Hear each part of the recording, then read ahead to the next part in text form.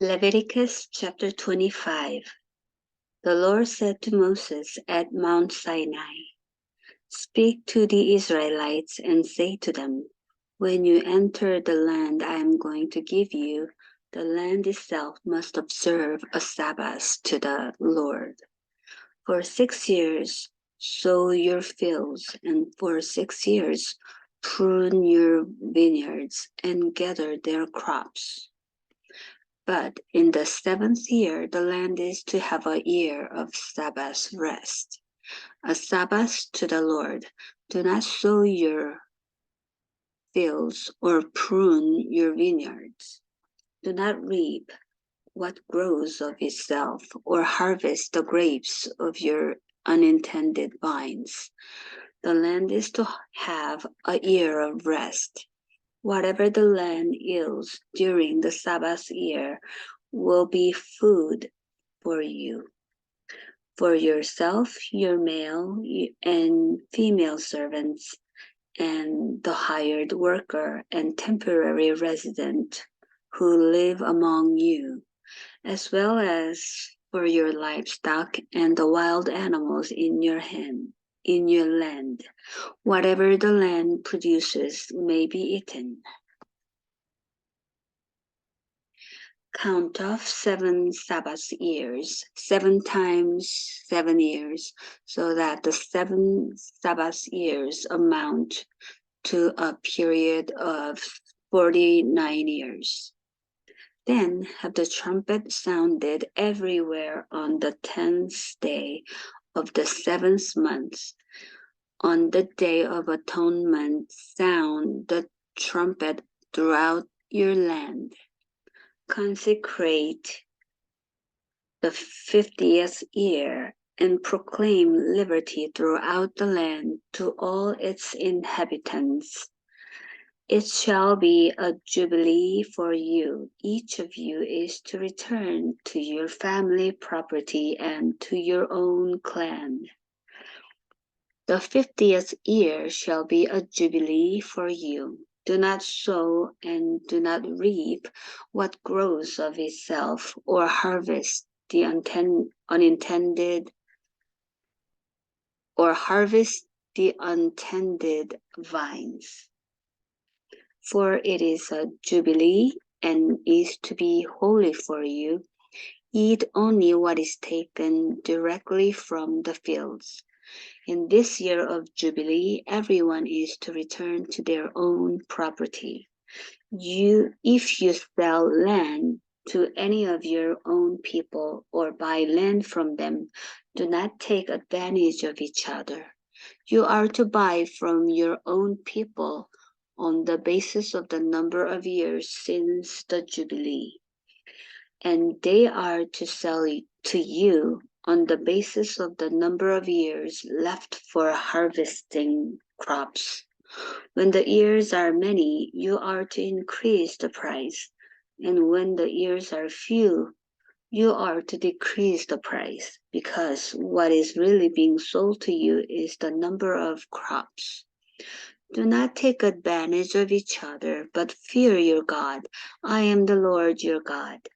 Follow my decrees and be careful to obey my laws, and you will live safely in the land. Then the land will yield its fruit, and you will eat your fill and live there in safety. You may ask, what will we eat in the 7th year if we do not plant or harvest our crops? I will send you such a blessing in the 6th year that the land will yield enough for 3 years. While you plant during the 8th year, you will eat from the old crop and will continue to eat from it until the harvest of the 9th year comes in. The land must not be sold permanently, because the land is mine and you reside in my land as foreigners and strangers. Throughout the land that you hold as a possession, you must provide for the redemption of the land. If one of your fellow Israelites becomes poor and sells some of their property, their nearest relative is to come and redeem what they have sold. If, however, there is no one to redeem it for them, but later on they prosper and acquire sufficient means to redeem it themselves, they are to determine the value for the year since they sold it and refund the balance to the one to whom they sold it. They can then go back to their own property. But if they do not acquire the means to repay, what was sold will remain in the possession of the buyer until the year of Jubilee. It will be returned in the Jubilee, and they can then go back to their property. Anyone who sells a house in a walled city retains the right of redemption a full year after its sale. During that time, the seller may redeem it. If it is not redeemed before a full year has passed, the house in the walled city shall belong permanently to the buyer and the buyer's descendants. It is not to be returned in the Jubilee. But houses in villages without walls around them are to be considered as belonging to the open country. They can be redeemed, and they are to be returned in the Jubilee. The Levites always have the right to redeem their houses in the Levitical towns which they possess. So the property of the Levites is redeemable. That is, a house sold in any town they hold and is to be returned in the Jubilee because the houses in the towns of the Levites are their property among the Israelites. But the pasture land belonging to their towns must not be sold. It is their permanent possession. If any of your fellow Israelites become poor and are unable to support themselves among you, then help them as you would a foreigner and stranger, so they can continue to live among you. Do not take interest or any profit from them, but fear your God so that they may continue to live among you. You must not lend them money at interest or sell them food at a profit. I am the Lord your God, who brought you out of Egypt to give you the land of Canaan and to be your God. If any of your fellow Israelites become poor and sell themselves to you, do not make them work as slaves. They are to be treated as hired workers or temporary residents among you. They are to work for you until the year of Jubilee. Then they and their children are to be released, and they will go back to their own clans and to the property of their ancestors. Because the Israelites are my servants, whom I brought out of Egypt, they must not be sold as slaves. Do not rule over them ruthlessly, but fear your God. Your male and female slaves are to come from the nations around you. From them you may buy slaves. They may also buy some of the temporary residents living among you and members of clans born in your country, and they will become your property. You can bequeath them to your children as inherited property and can make them slaves for you. But you must not rule over your fellow Israelites ruthlessly.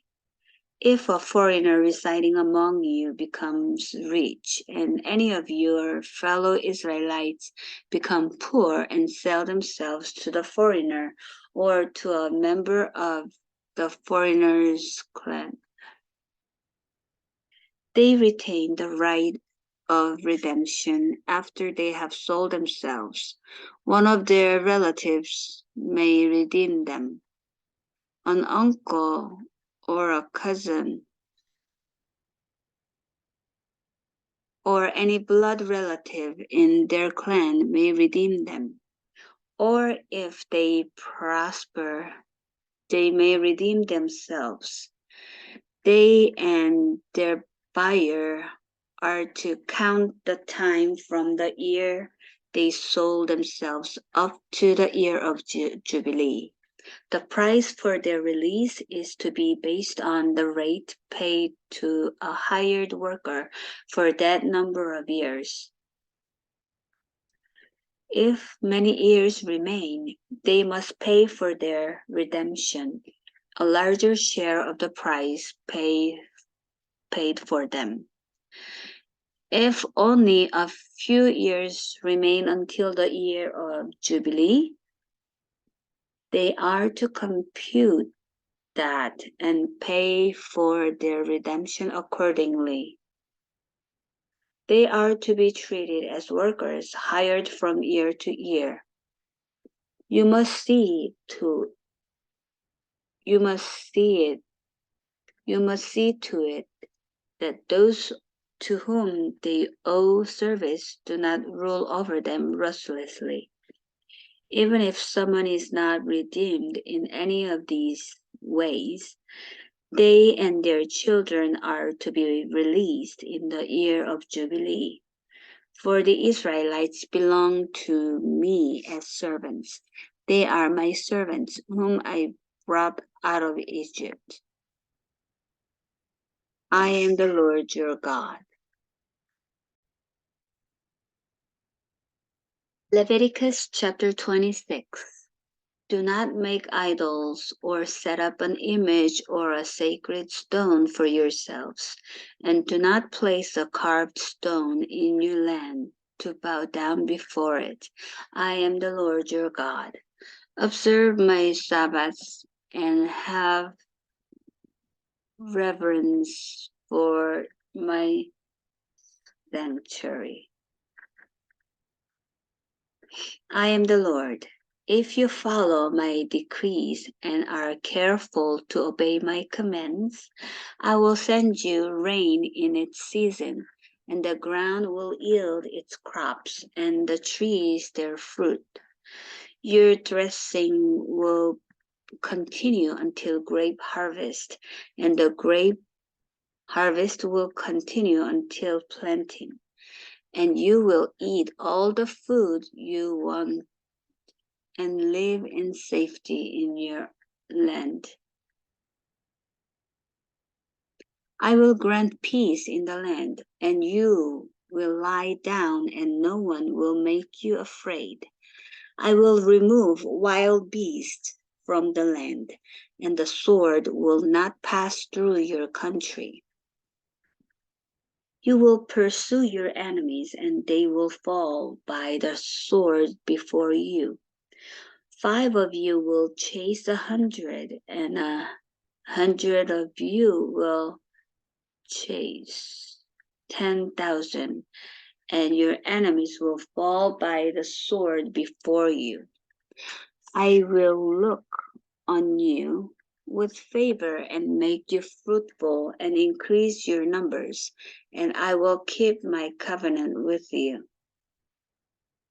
You will still be eating last year's harvest when you will have to move it out to make room for the new. I will put my dwelling place among you, and I will not abhor you. I will walk among you and be your God, and you will be my people.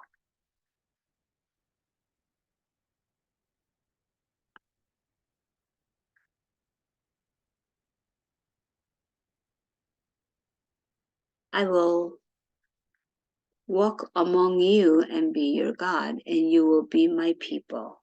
I am the Lord your God, who brought you out of Egypt so that you would no longer be slaves to the Egyptians. I broke the bars of your yoke and enabled you to walk with heads held high. But if you will not listen to me and carry out all these commands, and if you reject my decrees and abhor my laws, and fail to carry out all my commands, and so violate my covenant, then I will do this to you. I will bring on you sudden terror, wasting diseases, and fever that will destroy your sight, and sag and sap your strength. You will plant seed in vain, because your enemies will eat it. I will set my face against you so that you will be defeated by your enemies. Those who hate you will rule over, and you will free even when no one is pursuing you. If after all this you will not listen to me, I will punish you for your sins 7 times over. I will break down your stubborn pride and make the sky above you like iron and the ground beneath you like bronze. Your strength will be spent in vain, because your soil will not yield its crops, nor will the trees of your land yield their fruit. If you remain hostile toward me and refuse to listen to me, I will multiply your afflictions 7 times over as your sins deserve. I will send wild animals against you, and they will rob you of your children.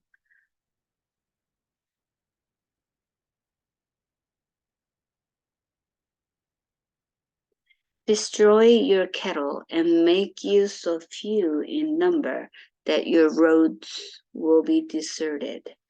If, in spite of these things, you do not accept my correction, but continue to be hostile toward me, I myself will be hostile toward you and will afflict you for your sins 7 times over. And I will bring the sword on you to avenge the breaking of the covenant. When you withdraw into your cities, I will send a plague among you, and you will be given into enemies' hand. When I cut off your supply of bread, 10 women will be able to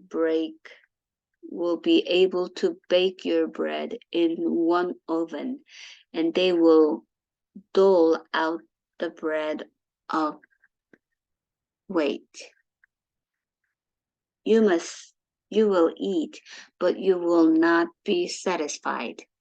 If, in spite of this, you still do not listen to me, but continue to be hostile toward me, then in my anger I will be hostile towards you, and myself will punish you for your sins 7 times over. You will eat the flesh of your sons and the flesh of your daughters. I will destroy your high places, cut down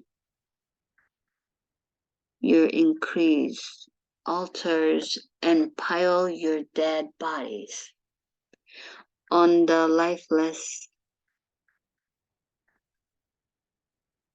I will destroy your high places cut down your incense altars and pile your dead bodies on the lifeless forms of your idols, and I will abhor you.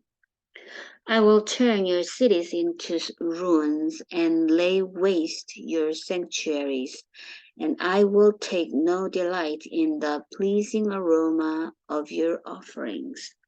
I myself will lay waste the land, so that your enemies who live there will be appalled.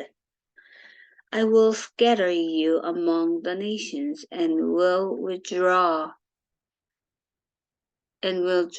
out my sword and pursue you. Your land will be laid waste, and your cities will lie in ruins.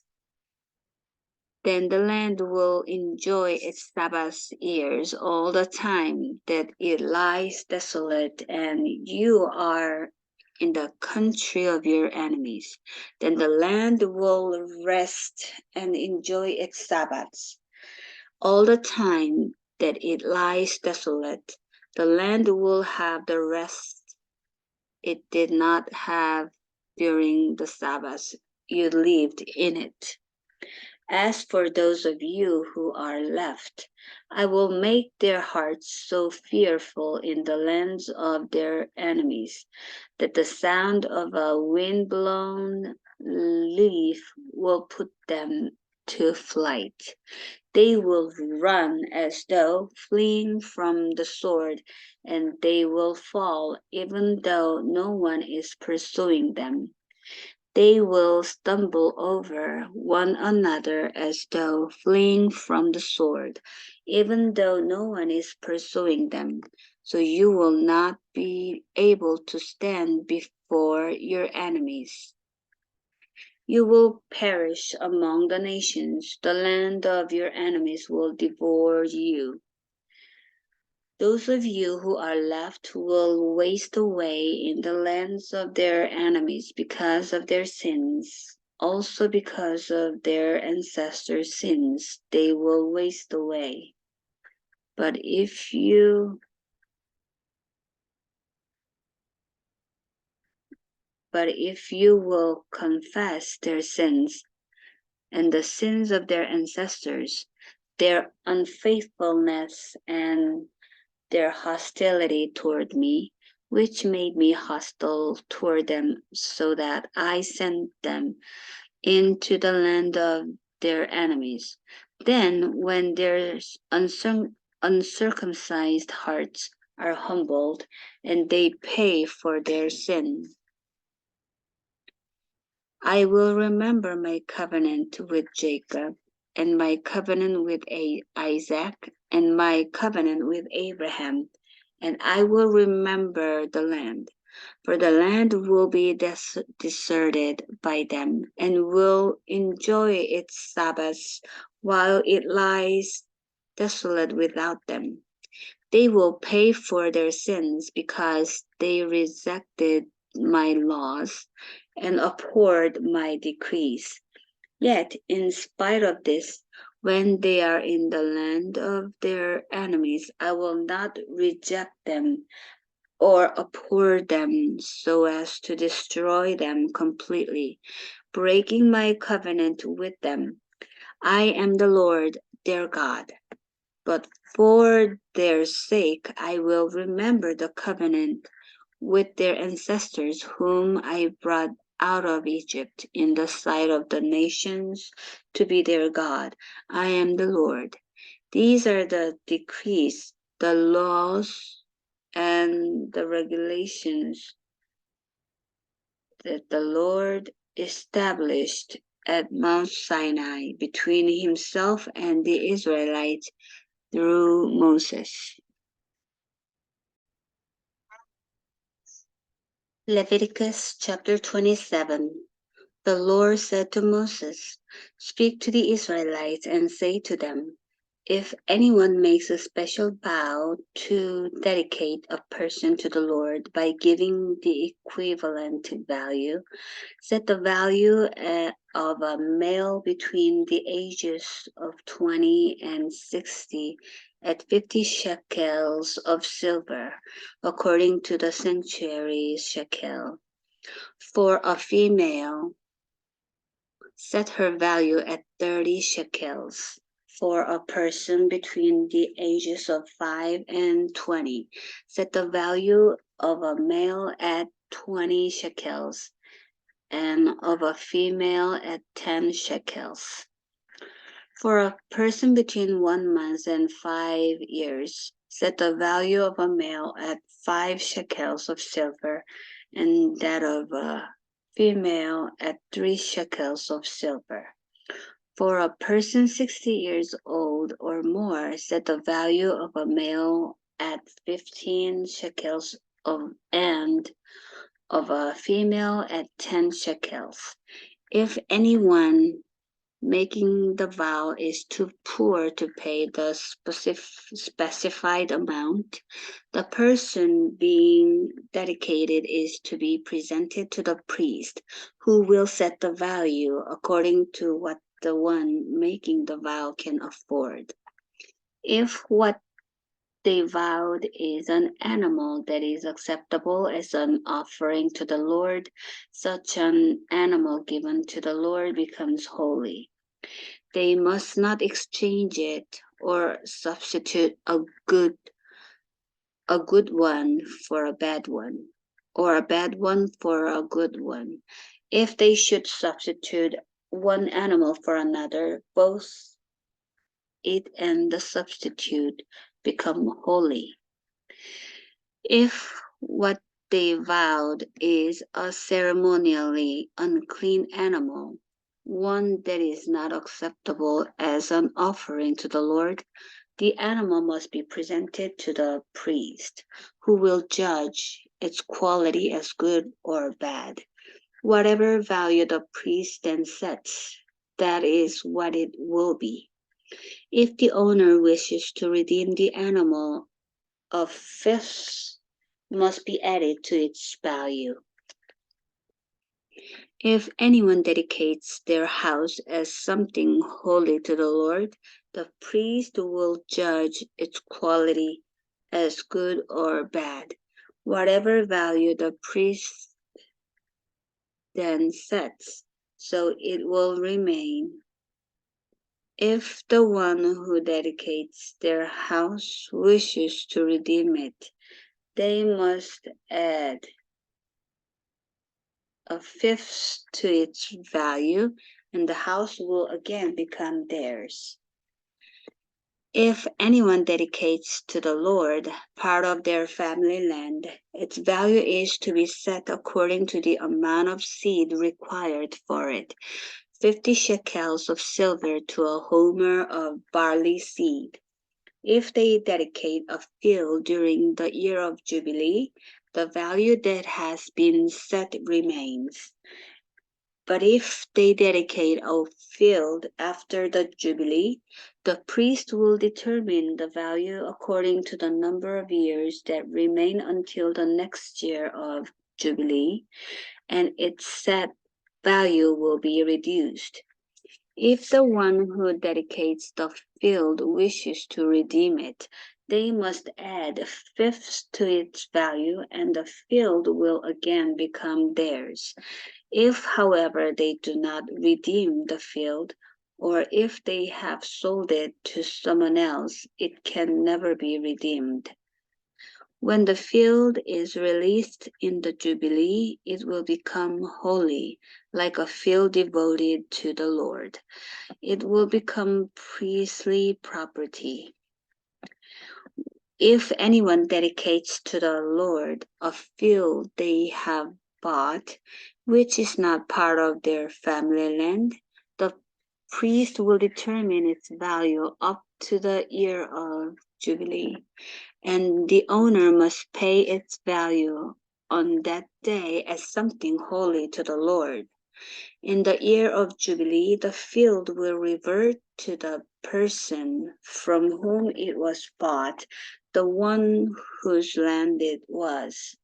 Every value is to be set according to the sanctuary shekel, 20 gerahs to the shekel.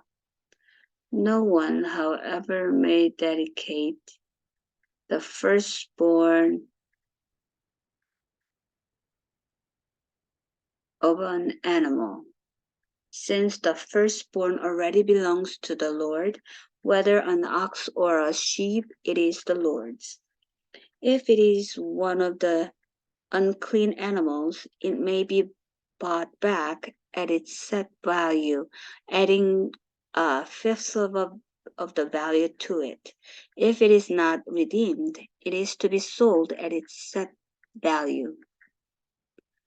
But nothing that a person owns and devotes to the Lord, whether of human being or an animal or family land, may be sold or redeemed. Everything so devoted is most holy to the Lord. No person devoted to destruction may be ransomed. They are to be put to death. A tithe of everything from the land, whether grain from the soil or fruit from the trees, belongs to the Lord. It is holy to the Lord.